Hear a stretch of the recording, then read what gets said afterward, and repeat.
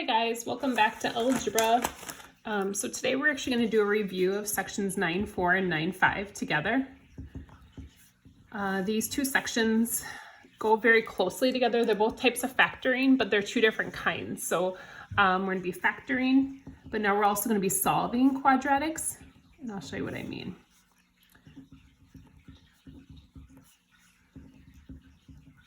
Now, if you want these notes written out for you, like kind of the skeleton, I posted that online.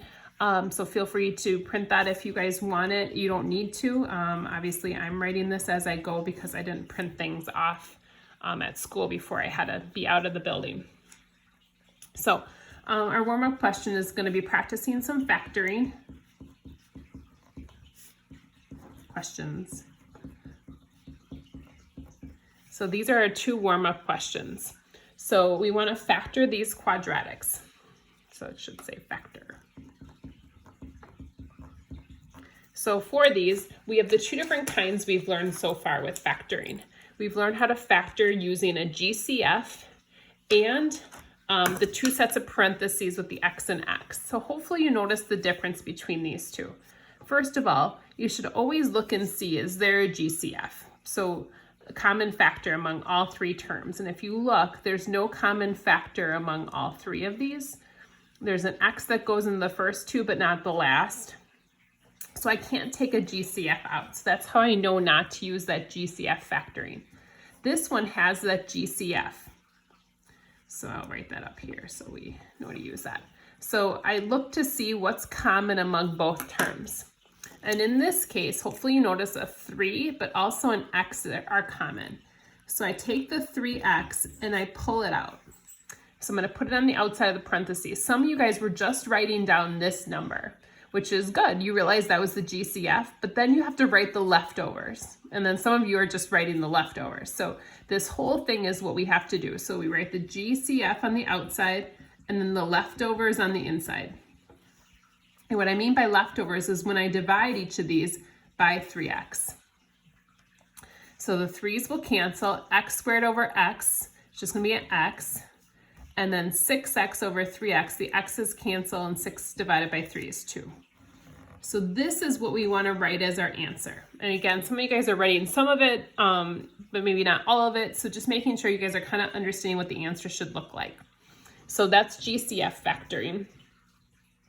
Whereas this one is our other type that we learned, which is where we factor. Since it's x squared here, and they don't have a common factor, I know it has to be this FOIL factoring because of the three terms.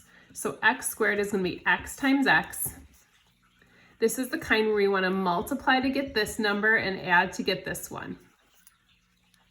So I want to multiply to negative 20, but add to positive 1. So I'm going to list some factors over here.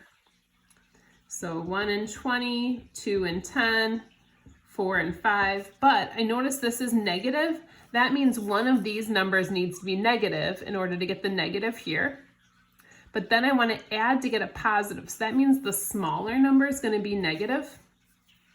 And so that's where my negative 4 and 5 come from. So this is our factored version of that problem.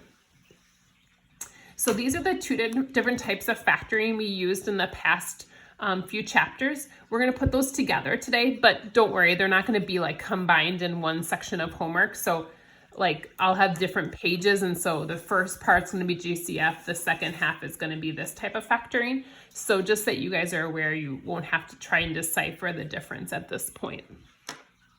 And to let you guys know, we are going to be ending the chapter pretty quick because I can't get into absolutely everything I want to. Some topics are just a little bit too tough to do online.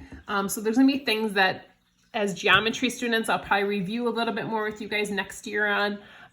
Just things I'll say, I remember that we didn't quite get to this, and so I'll be aware of that. I mean, I'll be your geometry teacher as long as you stay at Random Lake, so you will have that advantage, I guess. So our goal today is to solve quadratics by factoring.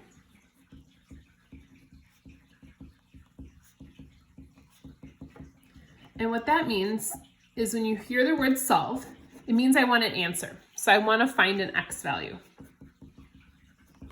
I want to find the values that work. And actually, we're going to